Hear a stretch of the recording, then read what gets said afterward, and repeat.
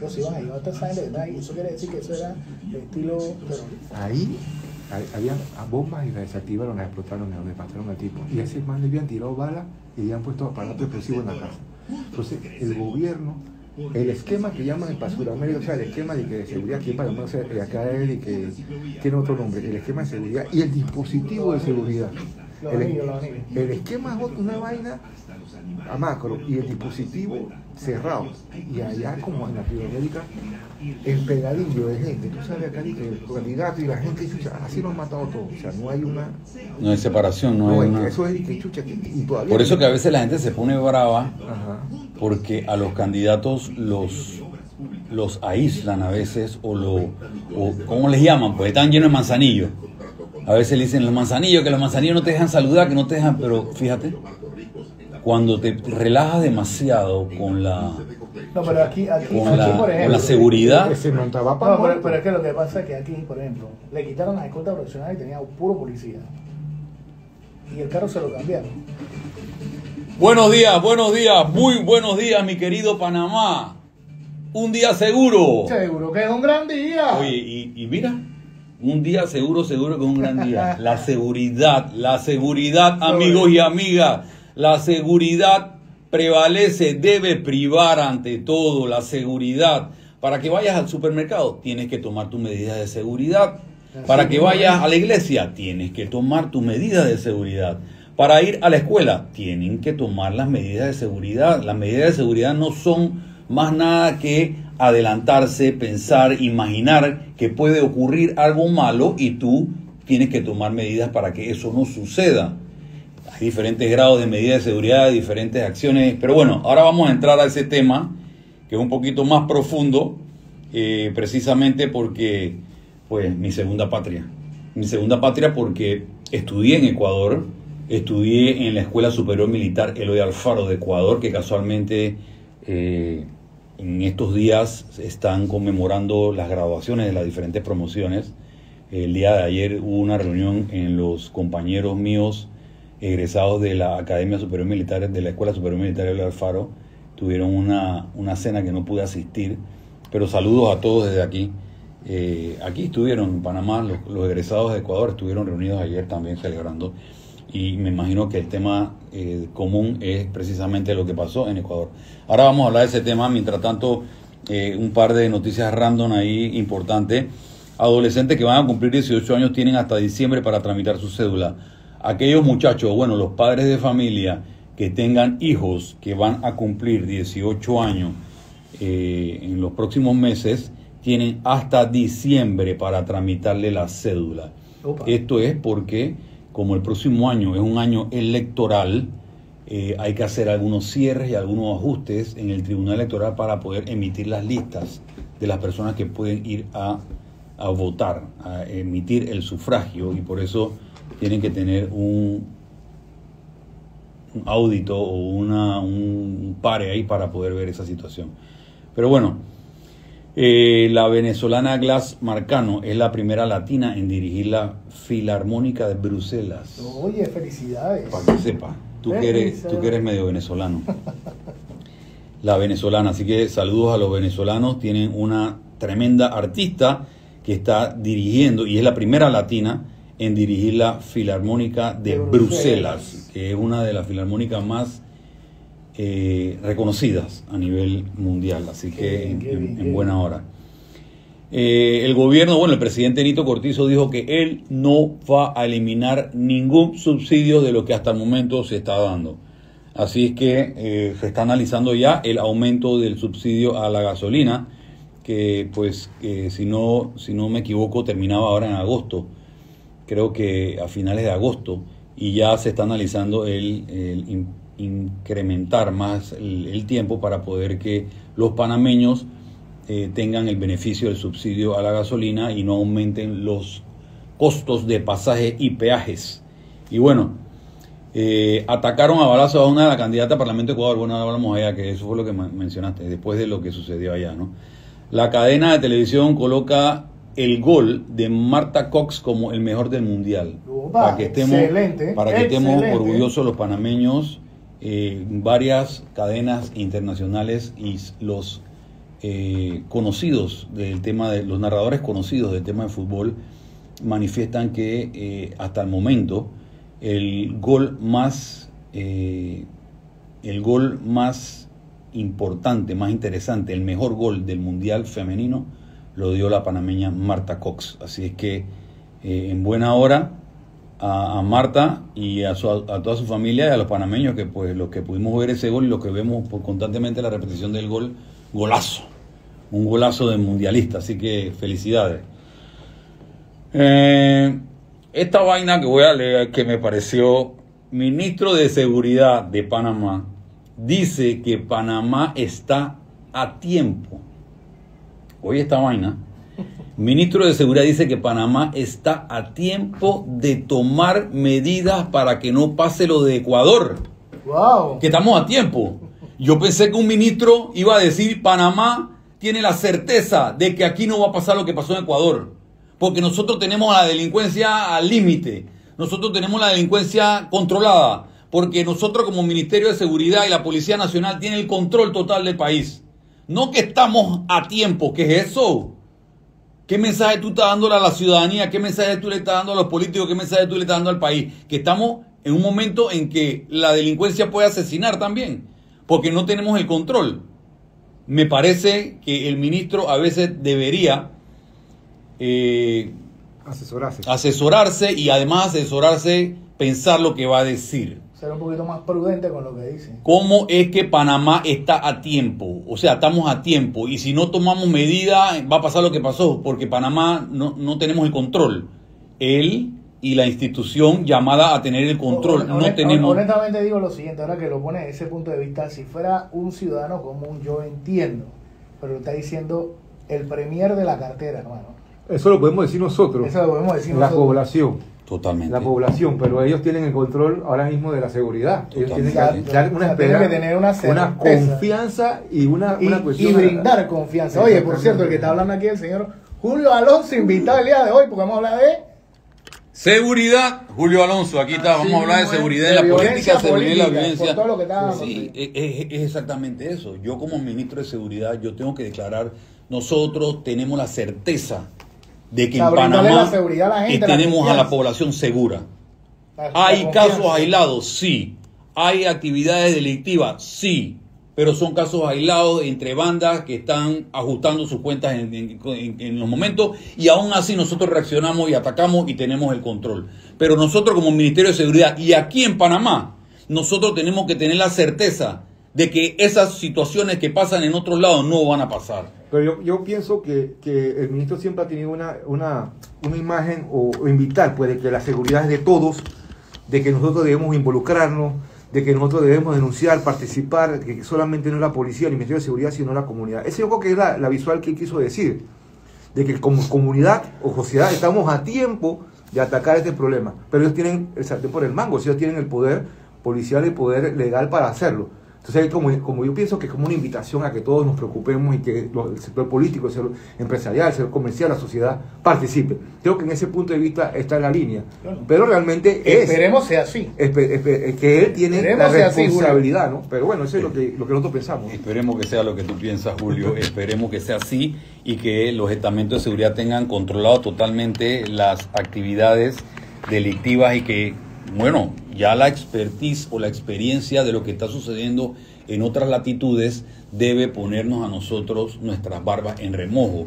Estamos en un proceso electoral y deberíamos tomar las medidas de precaución para poder que esto no suceda. ¿Qué quiere decir esto? Bueno, entendamos el modus operandus en estos países, veamos quiénes son las personas que han sido los que desarrollaron el magnicidio o desarrollaron el delito y empecemos a prepararnos nosotros para controlar en nuestra frontera cualquier tipo de llegada en lo sucesivo de personas que tienen algún tipo de duda, mantener los estamentos o los controles o los contactos con los estamentos de seguridad de la Interpol y manejar la información de quiénes son las personas que están viviendo. Es que lo que tú dices, Iván, es lo lógico porque ya en Ecuador se está dando una serie de cosas que los ciudadanos internos, no lo repito yo, simple y sencillamente es lo que los ciudadanos internos están planteando, que se está como no voy a hablar de una nacionalidad en particular, pero dice que se está extranjerizando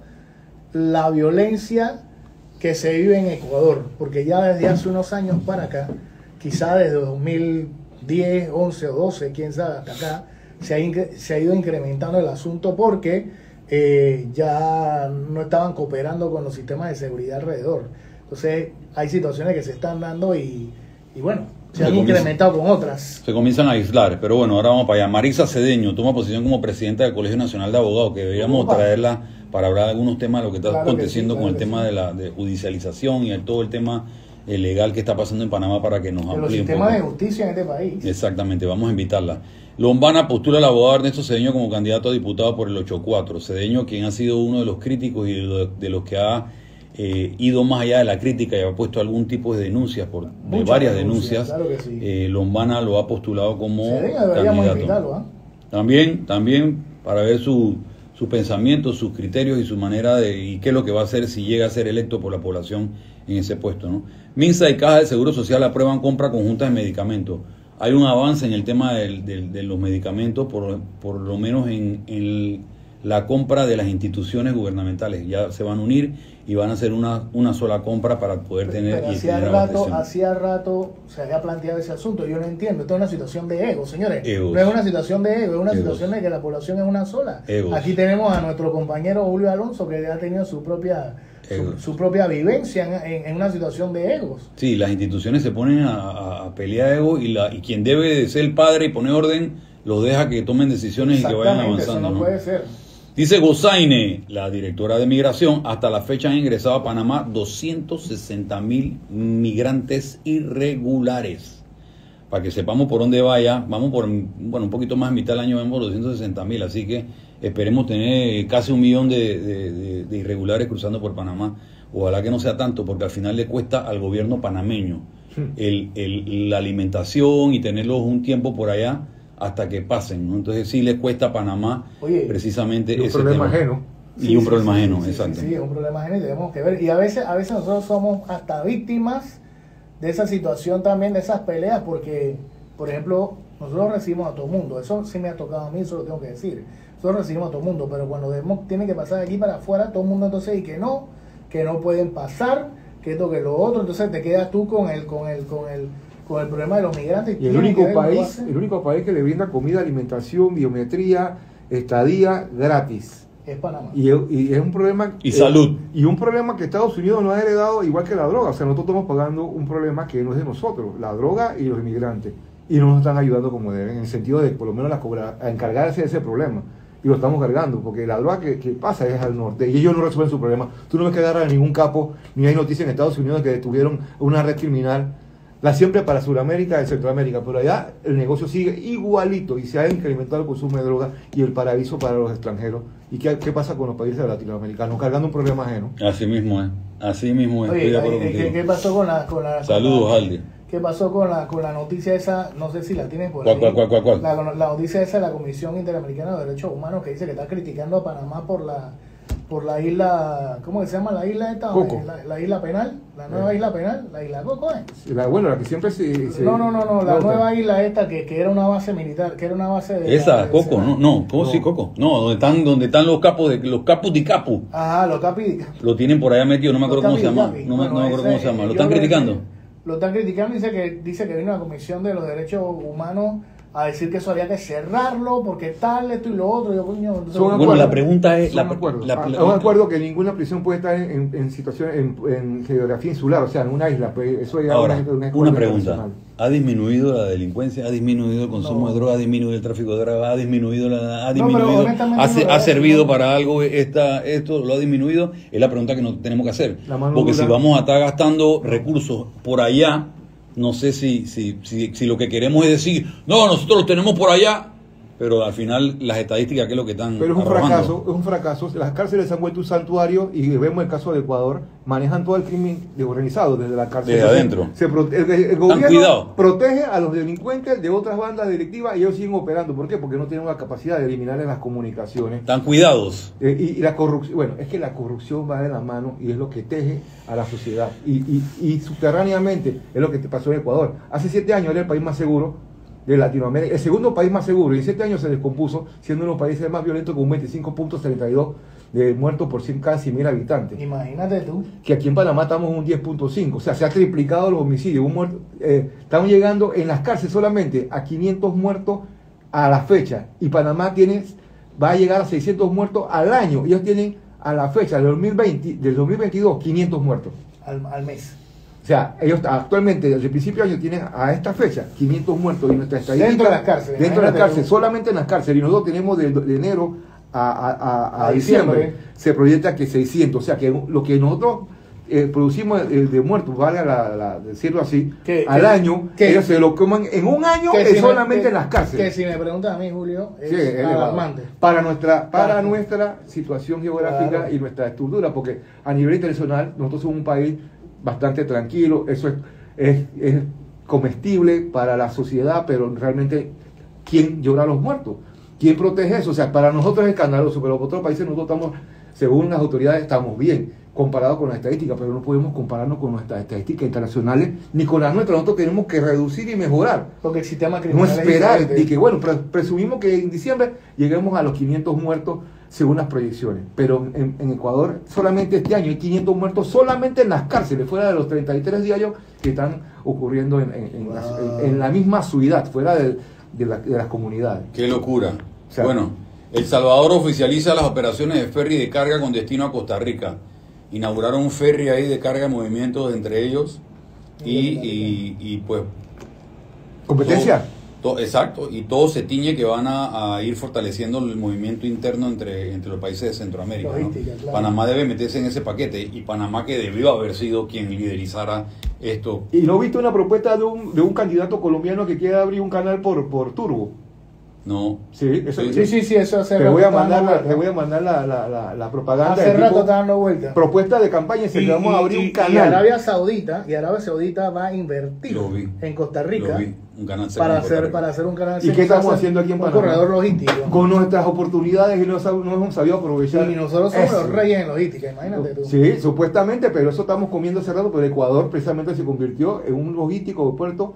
Y eso fue lo que movió a los carteles hacia allá. Guayaquil. Los carteles de droga. Entonces Panamá ya no es solamente tránsito, pero ya fue de copio, almacenaje y transporte, porque la gasolina o el combustible para los barcos es más barato, porque ellos tienen petróleo. Así es. Y va directamente unido a los carteles de Jalisco, de México, y con la corrupción de Colombia, el sicariato. O sea, ellos tienen un problema grave que hay que mirar en ese espejo y no decir que no nos puede pasar, porque ya otros países transitaron y nosotros nos va a tocar, lamentablemente. Ahora que toquemos eso, hay que tocar varias cosas que son un poquito profundas.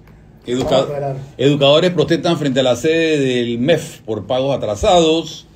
Wingo espera transportar más de 30.000 pasajeros en la ruta entre Panamá y David. Acaban de inaugurar la ruta Wingo.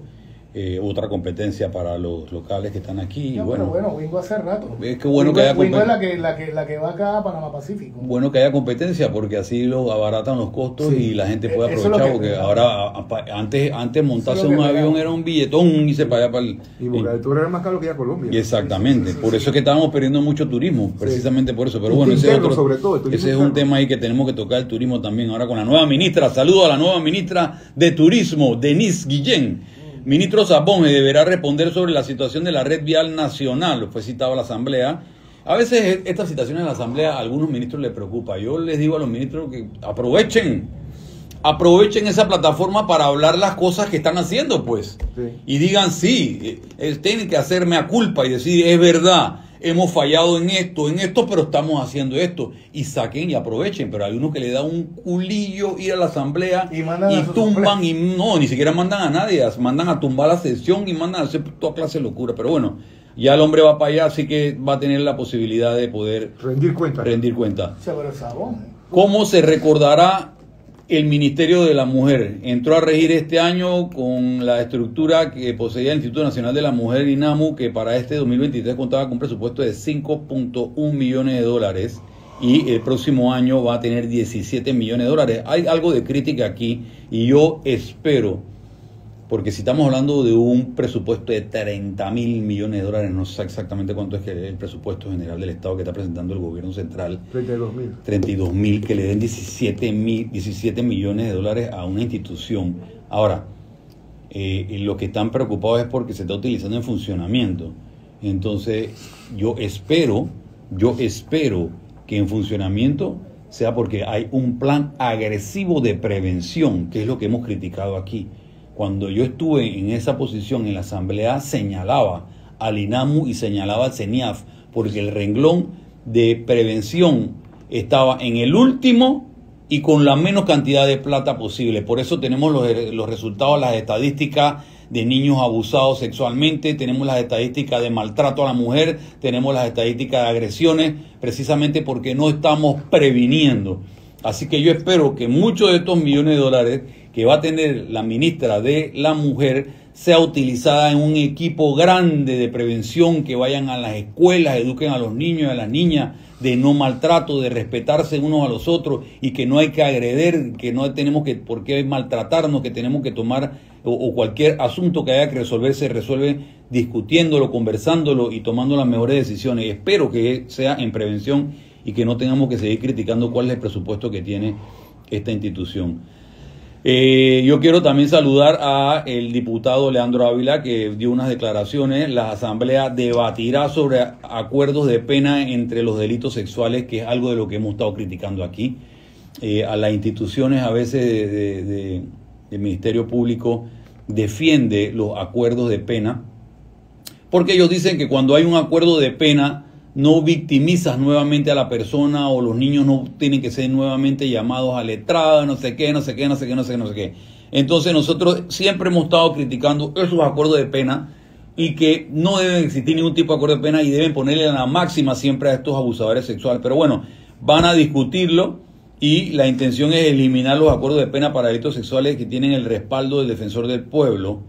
A Eduardo Leblanc, desde la Asamblea, el presidente de la Comisión de Gobierno, Leandro Ávila, reconoció que en el periodo pasado no hubo consenso de parte de quienes buscan que se reformen los acuerdos de pena.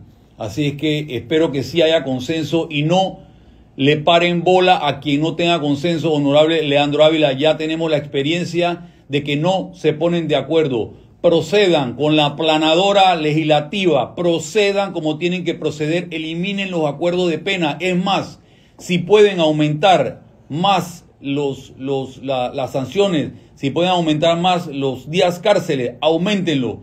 No consulten, no pregunten, avancen, porque la sociedad necesita que los apoyen. Yo estuve en esa posición y sé lo que usted está hablando, sé lo que es el dime que te diré, sé que la otra se oponen, y damos vuelta y damos vuelta y damos vuelta, y ahí están.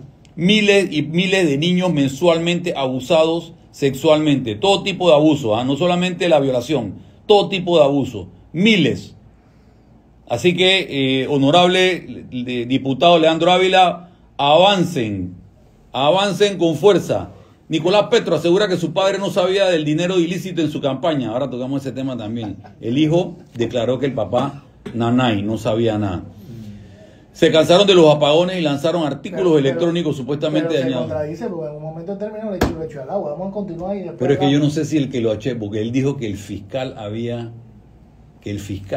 estaba diciendo una vaina que no era cierta. Y ahora sale el hijo diciendo, entonces, puede ser que sí. Vamos a tener que traer un experto colombiano que nos diga, sí mismo es. Porque ya me parece cómo anda tabla por allá. En Colón la gente fue con artículos quemados y dañados y fueron a tirárselos allá a la compañía a ENSA. Lo vi. A ENSA, así que para que, es verdad, estos manes abusan. Hartazgo social se llama eso. ¿Verdad? Sí. Ellos abusan. Yo creo que las transnacionales, las empresas. Pero es un sociólogo. Abusan. Sí, allá sí. Fueron con toda la vaina a tirársela. Y eso causa un estrés, y ahí es lo que vemos los resultados, que todo el mundo sale a la calle para resolver su problema con protesta. Entonces el gobierno inactivo, esperando ¿qué? Y la gente espera respuesta. Ya la única solución es tirarse a la calle y esperar que un ministro vaya y le haga una promesa y que de repente no la vayan a cumplir. Y eso carga todavía más el estrés. Julio, yo creo que eso no es un estrés, es una frustración. Dice Angélica Linet, exacto, que sea holístico.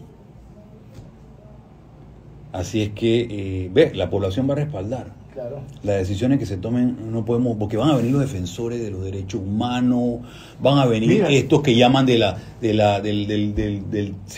Internacional de los Derechos Humanos, van a venir a decir, ay, que tiene el delincuente, tiene la oportunidad de poder enmendar, Tiene derechos. y que tiene derechos, y que tiene la oportunidad Mira. de poder declararse culpable y que le rebajen la pena, y van a venir con esa sarta de pendejadas. Y ese fue el fenómeno que ocurrió ahora mismo en Ecuador, de la toma de la violencia, porque el gobierno fue blandengue en toma de decisiones oportunas y entonces el pueblo quedó desprotegido y vino el narcotráfico, la corrupción y los grupos criminales a ocupar la posición del Estado, y ahí es donde se vuelve un Estado blandengue y narcopolítico. Esa es una situación que nosotros, agarrando comparación con Panamá, pero hay que mirarse en ese espejo. La sociedad está cansada de no recibir respuesta. La sociedad y los jóvenes buscan otro camino. Otro camino no es lo político, es el camino de la criminalidad. Entonces eso va descomponiendo la sociedad en un momento que ya no le importa ni al político ni al ciudadano, y caemos en esas situaciones que están pasando en otros países y que nosotros nos encerramos aquí. Somos un país muy moderno, muy bonito y todo lo demás, pero ¿qué es lo que está pasando a nuestro alrededor? Y nos está afectando subterráneamente cuando explote. Va a ser tarde, como dice el ministro. Licenciado, ¿cuál tú crees que es la génesis de lo que está viviendo Ecuador? Para hablarlo en su contexto y para tratar de llegar al momento, a lo que está sucediendo, porque no solamente mataron al candidato presidencial, mataron o intentaron matar a una diputada también recientemente, 2 días después o 3 días después. Pero además de eso, por ejemplo, nosotros estamos viendo, porque hoy vamos a tratar lo de la violencia política. O sea, todos los atentados que nosotros hemos visto alrededor, que muchos panameños no lo saben. Que muchos panameños no lo dimensionan. Sí lo saben, pero no lo dimensionan porque en aquel momento pasó y se me olvidó. En aquel momento pasó, pero hay que ver esa componente, porque estamos viendo lo que tú acabas de decir, un narcoestado donde el sistema político se ha sumido con o interno o está metido. Ha permitido que el crimen organizado haya calado en sus estructuras. ¿Qué es lo que está pasando? Néstor, eso tiene un nombre científico y que ha sido investigado, que se llama convergencia criminal. Es la colusión o la unión del crimen organizado con los políticos para poder tener el poder y poder cubrirse. Esa es una cocina que se va haciendo al tiempo, y en Panamá ahora mismo también nosotros lo estamos cocinando, porque si tú abres los periódicos, ves las noticias, hay un rum de que un político, el acercamiento y los homicidios, y que hay uno que mataron, que es candidato. Eso, así empiezan todas estas sociedades que llegan a este nivel. Entonces, como dice el ministro, tenemos que preocuparnos, sí, pero también tenemos que activarnos. En Ecuador, la posición geográfica, la ola de violencia y la toma del narcotráfico realmente del Estado. Y Panamá no escapa a esas mismas características. No, si tú vas a ver, si nosotros estudiamos, yo tuve, bueno... Es más, Panamá ha estado con estas características o la han considerado las actividades delictivas por estas características mucho antes que Ecuador. Anteriormente en Ecuador no había este tipo de actividades ilícitas, había las actividades delictivas común y corriente. Segundo país más seguro de Latinoamérica. Exacto. En 7 años atrás, ¿qué pasó? Hace 20 años entró lo que era la mafia colombiana coludida con la mafia mexicana. Y mira, te doy si ves los videos, y es interesantísimo lo voy a plantear. Cuando ven el video de que los lobos que salen y que siguen, nosotros nos atribuimos. Ajá. Los grupos, los GDO. Y yo dije, ¿pero qué? ¿Cómo? Yo dije, no, que los GDO, los lobos, no nos hacemos responsables porque los otros GDO... ¿Qué será GDO? Y yo me quedé pensando así, yo sé que es GDO, pero yo dije, pero ese grupo narcotraficante criminal se identifican como unos GDO. Y yo me quedé pensando que ellas ya tienen en su cultura, allá, saben, todos los ecuatorianos quieren un GDO y se autodenominan así, grupo de delincuencia organizada. O sea, nosotros, imagínate que estoy hablando como los tipos de eso, nosotros, el grupo de delincuencia organizada, los lobos, un título establecido ya y reconocido en la sociedad. Como si fuera si fuera un documento de una sociedad inscrita en el registro público. Sí, como si aquí Bagdad, un ejemplo, salga de Imagínate, que nosotros los GDO Bagdad. Entonces, o sea, somos como una sociedad establecida en las... Pero ya estamos así. Ya estamos así porque ya aquí todo el mundo sabe quién es de Bagdad y quién es los no sé qué vaina. Y nosotros somos del cartel de Sinaloa. Nosotros CDS. O sea, que ellos se identifican ya. Todo el mundo sabe que ellos son CDS y CJNG. ¿Qué es un JCNG? Cartel Juárez Nueva Generación. O sea, Jalisco. Sí, Jalisco Nueva Generación. O sea, que yo pertenezco a esta ala del narco y ya todo es reconocido. O sea, que esa red se tejió subterráneamente por muchos años en Ecuador y ya explotó. Pero ahí lo que me llama la atención es lo siguiente. Fíjate lo que está diciendo Julio. O sea, ya tienen, como quien dice, una personería jurídica. Sí. Ya tienen su tarjeta de presentación. Exacto, o sea, ya tienen una personería jurídica, pero entonces presentan primero a un grupo vestido de negro con armas, donde ellos dicen, nosotros nos adjudicamos la situación, esto y lo otro, y después salen otros sin antifaz, sin nada, vestidos de blanco. Nosotros los CDO, los lobos, no nos hacemos responsables, nosotros no matamos ni políticos ni civiles. O sea, quiere decir que entre ellos es que se matan y entre ellos hacen lo que tienen que hacer. ¿Me explico? Pero ¿qué es lo que sucede? Aquí lo que yo veo es lo siguiente. Uno, sale un grupo a decir que son los que son culpables. Quiere decir que ellos están sembrando la duda a los sistemas de justicia. Cuando son actos de tipo terrorista y tú de repente vas, vamos a irlo deshilando así, que no es que tenga algo que ver con Panamá, pero sí quiero plantearlo, extrapolarlo acá, sí, para que vean, para saber, ¿no? Pero quieren sembrar la duda. Entonces quiere decir, para mí, que obviamente quieren apuntar sus cañones hacia allá porque realmente no fueron lo que de alguna forma uno piensa que son. Y después salen los grupos originales a decir que no son ellos. Entonces yo me pongo a pensar, cuando he visto grupos, por lo menos en la televisión, a través de las noticias, que se adjudican situaciones de tipo terrorista, son netamente políticos, no son de crimen organizado. Entonces, otra característica que yo veo en el ataque que se dio, por ejemplo, al candidato presidencial, supuestamente habían atacado con artefactos explosivos, y ahora Julio me está diciendo que inclusive tenían artefactos explosivos puestos en la vivienda de él. Los grupos de crimen organizado, supuestamente los grupos de crimen organizado, hasta donde yo he visto, los carteles de Sinaloa, los carteles de que Jalisco Nueva Generación, ellos son sanguinarios, son todo lo que tú quieras, pero ellos no atacan con bombas como grupos terroristas. Entonces tú te das cuenta que esta gente sí está atacando con bombas. Entonces tú te estás dando cuenta que hay características bien definidas de qué pudiera estar pasando en ese país. Exacto. Entonces ya vemos características, yo creo que tiene ribetes más que de crimen organizado, también tiene ribetes adentro de los crímenes organizados, tiene ribetes políticos. No, pero Ernesto, lo que pasa es que ya ahora mismo el crimen organizado, porque nosotros lo vemos de que el crimen organizado, que los maleantes se matan y todo lo demás, pero existen dos tipos de crimen organizado, que es el tipo violento que nos estamos viendo ahora mismo, y el crimen organizado del cuello blanco.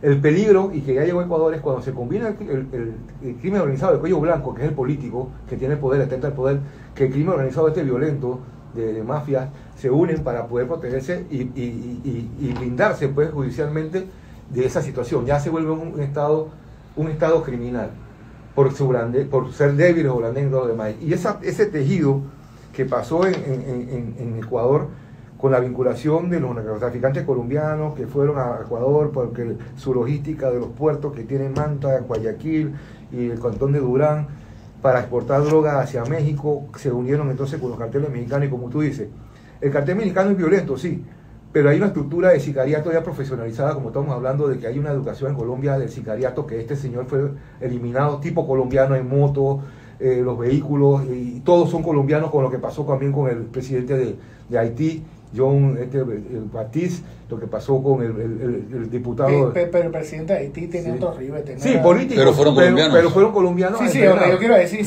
Lo que yo quiero decir es que son contratos. Sí, es que el sicario, como explicaba, el sicario colombiano tiene entrenamiento militar. Casi todos guardaron por ahí. Entonces, esa estructura de que tú contratas a los colombianos, lastimosamente, y sin priorizar la nacionalidad, para hacer ese tipo de actos de sicariato y tumbadores, no es lo mismo que estaban los mexicanos son más frenteados, pero quién maneja el control y cómo se han posesionado en Ecuador es otra cosa, y cómo, mira, vamos a hacer paralelismo en Panamá, eso empieza primero la corrupción con funcionario público de que yo te voy a dar dinero, mira, ayúdame con esto, mira para otro lado, voy a patrocinar la campaña, así empieza y la gente se presta. Pero cuando ya tú encuentras resistencia, como el señor que murió, el candidato, iba contra la corrupción, Entonces ya no vale la pena acercarte y ofrecerte. Es la extorsión y la amenaza lo que pasó. Entonces, ¿qué pasa de la extorsión y la amenaza? Se vuelve lo que pasa en México, que matan alcaldes, matan diputados, y lo que está pasando en Ecuador. Pero es lo que con la presión. Pero es lo que estoy explicando, Julio, es lo que estoy explicando ahorita. Es lo que estoy explicando ahorita. O sea, lo que estamos viendo, por ejemplo, los ribetes, déjalo aquí. De lo que estamos viendo ahorita, los ribetes que yo veo, por ejemplo, tú mismo lo acabas de decir, los carteles mexicanos, normalmente, su forma de ataque son armas automáticas, hacen las matanzas que hacen y quedan ahí, e inclusive cuando se enfrentan al gobierno, ellos inclusive también utilizan cuando someten al gobierno, cuando se enfrentan al gobierno, cuando lo someten, ellos utilizan granadas, pero en enfrentamientos, ellos no tienen no son terroristas, exacto, pues. No tienen la estructura de poner una bomba, le dicen IED, que es Improvised Explosive Device, que son casero. Vainas de cuestiones de explosivos improvisados. Sí, de casero. Entonces explosivos caseros para que hagan detonaciones. Entonces, esos son ribetes más de tipo militar o militar de guerrilla. Entonces, ¿qué es lo que sucede? Lo que yo estoy viendo de este lado es que primero que todo, lo que mataron a Correa, lo que mataron a Villavicencio, si realmente fueron colombianos, es como tú dices, pues tenían cierto entrenamiento. Ahora, hay grupos y grupos. Yo puedo prestar servicio militar obligatorio, pero hay grupos especializados y otros grupos que son los normales, el reclutamiento normal. Tú y yo lo sabemos, sí. lo sabe Iván, son los reclutamientos normales, pero hay grupos especializados. Esos grupos especializados son los que hacen ese tipo de operativos directos. ¿Por qué? Porque tienen cierto tipo de entrenamiento. Por eso nada más se hace a través de grupos. Ya tú tocas la parte normalmente hasta política, no tocas la parte simple del sicariato, de crimen organizado. Sí, ahí se ve que es una situación de tipo. ¿Por qué? Porque lo que tú estás diciendo, o sea, todos los puertos que están controlando, yo estaba leyendo que ya hacia el 2009-2010 le habían cancelado el contrato a la base aérea en Manta para que el avión que usan los gringos, sí, para verificar la situación de droga, ya no queda más. Sí. Y además de eso, los radares que ellos tenían los tumbaron.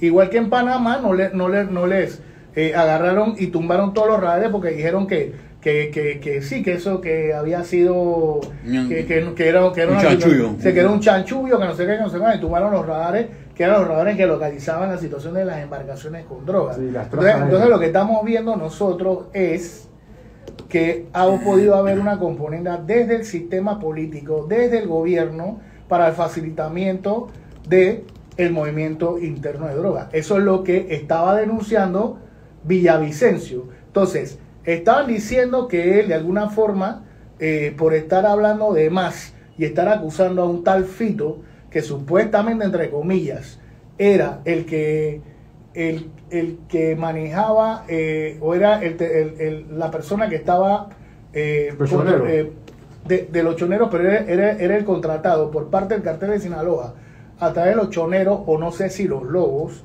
era el que estaba encargado. Dicen que él lo estaba amenazando, claro, pero él lo venía amenazando hace rato desde la cárcel. Pero fíjate que después que Villavicencio denuncia directamente algunas actividades políticas que tenían que ver con la situación del narcotráfico, es que se produce la situación de muerte de él. Y en el esquema, ahora lo raro se ve es, primero le quitan los escoltas profesionales que tenía, y además de eso, el vehículo que lo llega a buscar a él, siempre utilizaba un vehículo blindado, y en esta vuelta le pusieron un pick-up que no era blindado. Y tuviste capitán que era el jefe de escolta, cómo se escondía, y está detenido actualmente. Exacto, pero además de eso, ¿así? Sí, además de eso matan a un policía, imagínate, estaba metido en eso. Por eso te estoy diciendo que estamos hablando de violencia política actualmente. ¿Y qué pasó con Luis Carlos Galán? Luis Carlos Galán fue penetrado. Toda la escolta de Luis Carlos Galán fue penetrada. Facilitaron que los sicarios se metieran debajo de la tarima. Entre ellos yo pensé que había uno de los escoltas lo había facilitado porque ellos sabían cómo era el esquema. Y al final, supuestamente, todo el equipo de contraguerrilla de Colombia, cuando estaban en Soacha, ellos tenían que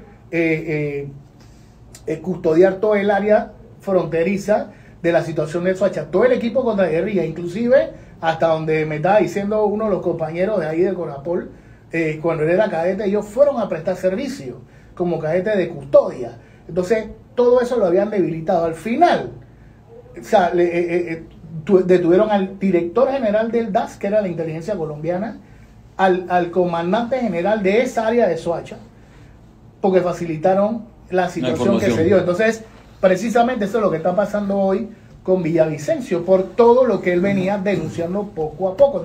Entonces hay que ver las formas de ataque que se dan para saber más o menos qué grupo. Por eso lancé el mensaje en antes, precisamente, de que si acabas de hablar de Galán, que fue hace imagínate, no sé cuántos años.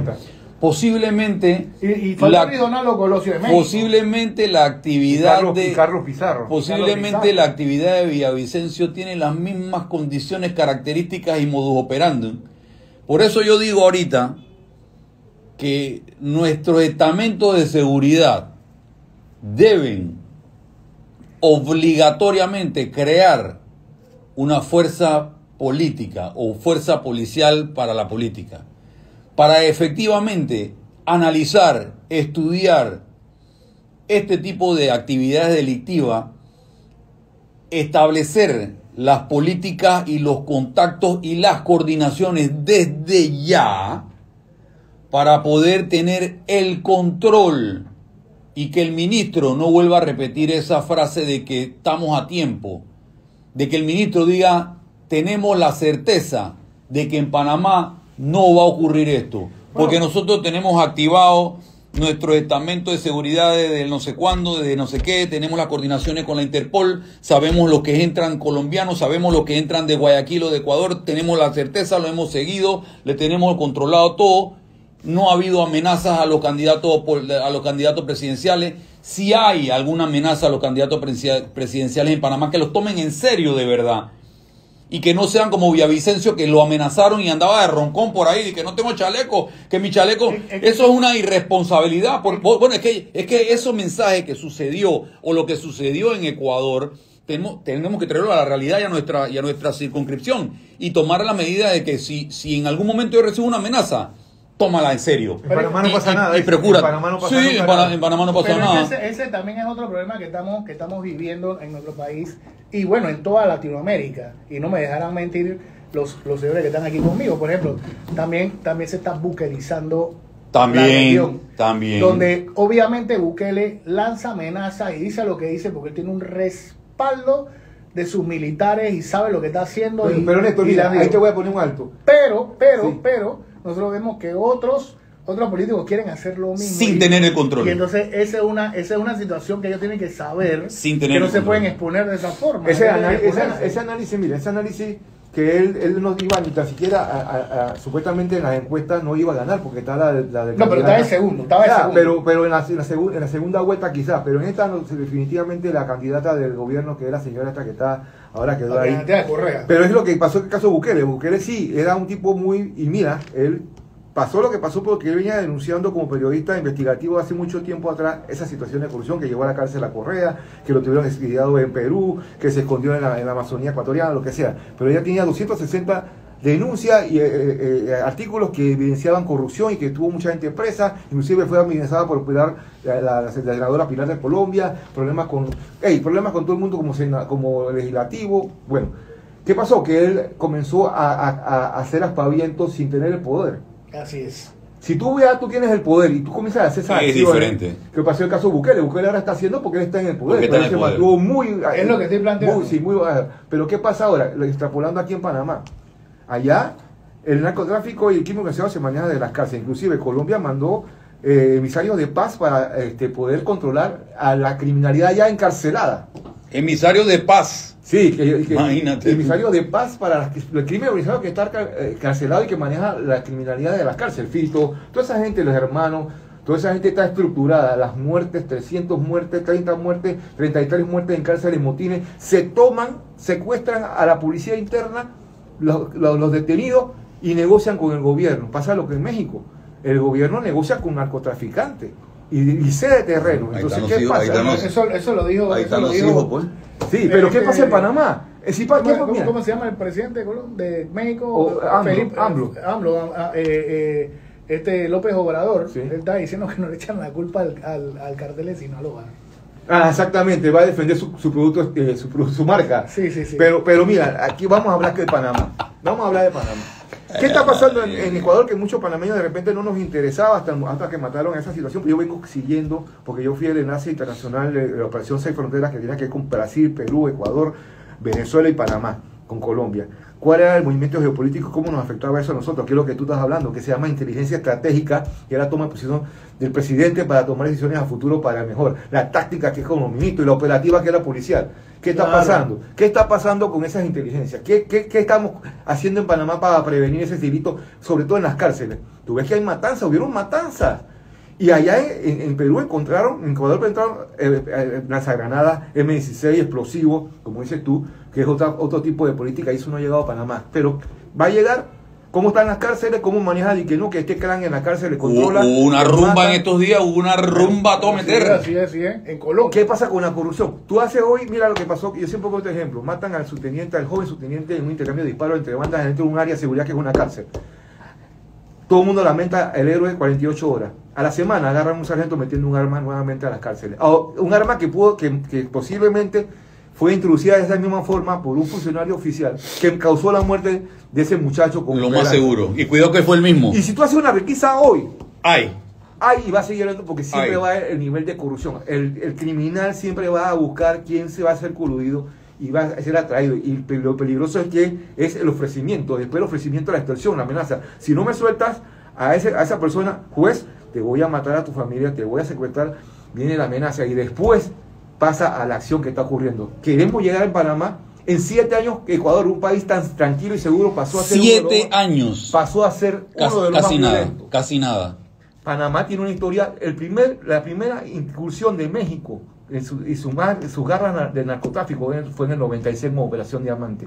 Ahí vimos la combinación de las pandillas locales con mexicanos que los contrataban para protección. Seguro que ahí sí. empezó en el 96. ¿Cuánta agua ha ocurrido bajo el puente? Que nosotros seamos un país de tránsito no nos permita que sea un país de acopio, almacenamiento y distribución, que es lo que pasó con Ecuador. Por eso fue tan atractivo, porque tiene fronteras con Perú y con Colombia, que son los mayores productores, según la ONU, de cocaína. De la hoja desde la hoja hasta la producción de la cocaína. Y tiene otra cosa, tiene facilidad portuaria, como tiene Panamá en el Pacífico, dolarización, que es igualito que Panamá. Todas las condiciones. Debilidades en la política por la introducción del narcotráfico. Con esto todo, y mira qué paralelismo. Ellos están en elecciones ahora dentro de 10 días. ¿Quién toma el poder de ese señor que mataron? Esas elecciones nada más quedan por un año y medio. Ese Villavicencio nada más que iba a gobernar un año y medio porque acuérdate de la muerte cruzada que hizo Correa con el legislativo, y ellos tuvieron que hacer unas elecciones adelantadas. Ya han matado alcaldes, diputados. Aquí también han matado a candidatos a diputados y a alcaldes. Sí. No vamos a tapar los ojos. No lo vamos a tapar. Recientemente no sé, Tocumen fue. Mataron a un candidato. Pero no podemos alarmarnos porque las comparaciones son enormes y grandes, ¿no? Pero tenemos que ver qué está ocurriendo en la geopolítica local. Han matado a políticos que no tienen el nivel presidencial, es otra historia. Pero aquí en Panamá ya la actividad delictiva ha matado a políticos, indistintamente. Entonces, es verdad lo que tú dices. ¿Desde hace cuántos años nosotros estamos ya dando vueltas en el tema? ¿Y qué estamos haciendo para que esto no suceda? Para que no llegue a asesinar a un candidato. Porque el bochinche es, mira el atentado a la diputada en Ecuador. ¿Qué han dicho? ¿Qué ha pasado? Nada. La única foto es del vidrio con bala de la tipa. No han dicho, no ha pasado nada. Eso es secundario. El lío es cuando le toca la cabeza a un candidato presidencial. Ahí entonces comienza todo el mundo y todo el planeta a ruborizarse. Pero si ya viene cocinándose la historia de asesinar políticos. Ya lo estamos viendo y no pasa nada. Aquí mataron a un candidato a representante, no me acuerdo qué era, a un diputado, lo mataron también, no sé qué. O sea, ya está sucediendo, pero como no son del nivel presidencial, lo lloramos una semana. Imagínate y la historia que un pasa una candidato semana. actual de los 10 que están actuales mismo comienza a atacar a la corrupción, a amenazar y a decir ciertas cosas contra el gobierno, contra los narcotraficantes, contra la criminalidad. El buquelismo que llamas tú. A denunciar, y nosotros no tenemos una estructura de seguridad firme, un esquema que llaman en Sudamérica, un dispositivo como falló, la corrupción como se penetró, o sea, tenemos que ver eso con luces largas. Mira lo que me dice Gabriel aquí. No han hecho nada. Lo único que han hecho es pactar con las pandillas, que fue lo que ocurrió el quinquenio pasado. Y fue la acusación que hace Bukele en El Salvador. Si tú me dices que el quinquenio pasado, la mano amiga. La mano amiga, que le pagaban a los pelados delincuentes. ¿Quiénes son delincuentes? Ven acá, coge tu bono, coge tu bono, coge tu bono. ¿Qué hacían con esa plata? ¿Qué hacían con esa plata? Pon tu real, pon tu real, pon tu real y compraban un kilo. Para poder yo, pam, y le daba rédito al tema. O sea, ya aquí en Panamá, lo que acaba de escribir la persona aquí, Gabriel, me está diciendo, han transado con los manes y le dicen, coge este billete, aguántame la vaina para que no me sigan alborotando el Congo, y ya estamos en un deal con esas marcas o esas asociaciones legales que existen de delincuentes. Inclusive aquí hay una pandilla que la policía desmintió, que Cartel Nueva Generación también, que comenzaron a hacer graffiti y todo lo demás, y ellos desmintieron que tenía que ver con México. Pero lo que traigo a colación nuevamente es en Panamá. Cómo las pandillas se transformaron en custodiadores y tumbadores de drogas de carteles colombianos y mexicanos, a comprar droga, a hacer capos internos, a producir ellos mismos con su dinero para comprar droga y trasladar a Dubái, a España, estas personas que han agarrado, líderes que estaban en Costa Rica, que estaban en tal lado. No voy a mencionar nombres para no idealizarlos, claro. Pero ya tú ves que la transformación de crimen convencional a crimen criollo, a crimen organizado, a crimen transnacional, y esa es la evolución. Ya estamos en crimen transnacional, que nuestra criminalidad está exportando drogas y ya tiene negocio. Que agarraron uno por allá por Dubái. Sí, tienen negocio y todo lo demás. Tienen estructuras ya que ya se liberaron y son socios, no son empleados, sino socios del cartel de mexicano y carteles colombianos. Ya son socios. ¿Qué viene ahora? ¿Qué es la parte peligrosa, que ya es la evolución que nos toca? La convergencia criminal de que el narcotraficante busque el apoyo del político y se vuelva entonces como el espectador. O viceversa. Ahora que mismo, el político busque el apoyo del narcotraficante, ¿qué es lo que está pasando? Para tener los recursos para poder ganar es lo que la está elección. Pasando, y es lo que se ha venido denunciando inclusive anteriormente. Es lo que está pasando y lo que se ha venido denunciando anteriormente. Exacto. También me dice Gabriel, mira lo que ha pasado en las construcciones para poder trabajar. Es verdad, nosotros lo estamos viviendo. Para poder desarrollar un proyecto de construcción, tiene que pagar a los líderes de la mafia. Gracias, Gabriel, por eso, porque no me acordaba. Y casualmente eso que estaba diciendo Iván hace un rato, cuando comenzaron a pagarle a las bandas en el quinquenio pasado, esa estructura fue que se armó. Ya está montada. Porque le comenzaron a dar poder. Ya está ellos montada. Comenzaron a salir ya está montada y ya ellos saben eso que no era un plan de seguridad. Ya ellos saben que tienen un escalón ganado, ya saben que tienen un espacio ganado, que es que antes me pagaban, yo tengo una estructura ilegal montada recibiendo recursos del Estado. Este Estado que llegó o este gobierno que llegó no nos está pagando esto, pero yo tengo mi estructura montada. ¿Cómo percibo? Bueno, ahora tú me vas a construir un edificio, me vas a construir un comedor, que es lo que estamos viviendo nosotros. Te voy a construir un comedor. Bueno, esa estructura necesita ganar, porque ahora no me estás dando por acá, yo necesito que me dé por acá. Entonces me da, porque si no te voy a robar martillo y el clavo y no van a construir nada. No, robar martillo y clavo no, yo te prendo esa construcción y no vas a seguir con vamos a hacer una suplicacia de lo que tú hablando esta mañana de la cuestión de los delitos sexuales. La extensión de dominio fue denegada, fue problemática, porque el político no quiere, y bajo qué situación, me lo conviene, estoy amenazado, la narcopolítica, pero no hay la voluntad de hacer las cosas. En el problema de aprobar las leyes, la política va muy ligada con la criminalidad, por las leyes y la voluntad de hacer las cosas. ¿Qué pasa? Que la política le pone mucho freno a las situaciones judiciales. Sí. El Ministerio de Seguridad que presentó la ley de extinción de dominio, una herramienta, claro, es una herramienta como otras tantas, pero si no tomamos esa herramienta y la llevamos a la acción, ¿qué va a pasar? va a seguir creciendo ese tejido subterráneo de la criminalidad, que cuando explote, entonces nos vamos a dar cuenta, ¿qué pasó? Mataron a no sé quién, entonces vamos a brincar en un momento tarde, porque en Panamá no pasa nada, somos bendecidos, ni tormentas, ni huracanes, ni la criminalidad nos ataca como en otros países, pero tenemos que verlo ya, que ese es el llamado hace rato que estamos haciendo de que las autoridades busquen inteligencia, se combate con la anticorrupción e inteligencia operativa. Ahora yo quiero decir algo porque esto sí es importante, ¿eh? Ahora que estamos hablando, por ejemplo, de la violencia política, es cuando se mete, por ejemplo, el sistema de crimen organizado en el sistema político y entonces paralelamente mandan o facilitan que las cosas se den desde el sistema político, porque yo puedo armar mi esquema del sistema político, lo que yo quiero hacer. En estos días yo estaba escuchando al licenciado Paco Carreira hablando sobre la situación de esta extinción de dominio. La situación de extinción de dominio en su momento no había... Todos aquí yo creo que estamos de acuerdo con una extinción de dominio, pero la situación es la siguiente. El licenciado Paco Carreira está diciendo algo que a mí me parece totalmente coherente. Solamente en Colombia, para que pasara una situación de extinción de dominio, ellos tienen 300 artículos donde ellos crean un balance para que no haya un poder político que trabaje y que se vuelva herramienta política contra otros, sino que haya un tipo de balance. Bueno, el licenciado Paco Carreira está diciendo en estos días, y yo digo el nombre y apellido, de que él estaba de acuerdo con la extinción de dominio, pero tenía que tener un juez de garantía. Porque si tú solo le vas a todo el fiscal, va a pasar exactamente lo que va a pasar con el Ministerio Público, con el Ministerio Público que pasó hace el quinquenio anterior, y aún así, que era un brazo político. Y aún así, en Colombia, el fiscal que tenía que ver con el tema de los decomisos estaba negociando, estaban haciendo sinvergüenzura, porque se aprovechan de eso para hacer sinvergüenzura. Pero es que ellos tienen un balance, que el balance son los jueces.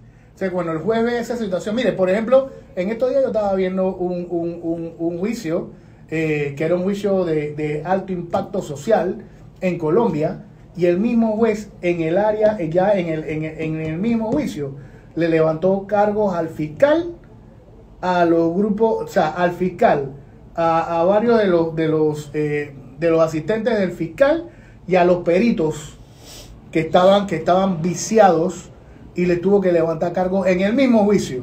¿Por qué? Porque se dieron cuenta de que el juicio era manipulado. Entonces eso no puede darse en este país. Por eso es que yo sí creo en la... Se llama check and balance independiente. Sí, pero es que lo que pasa es lo siguiente, es que nosotros no podemos concentrar el poder en uno solo. Nosotros tenemos que hacer, ¿cómo que se llama esto? Las cuestiones de poderes, independencia judicial. Tiene que haber una independencia en cada uno de los poderes.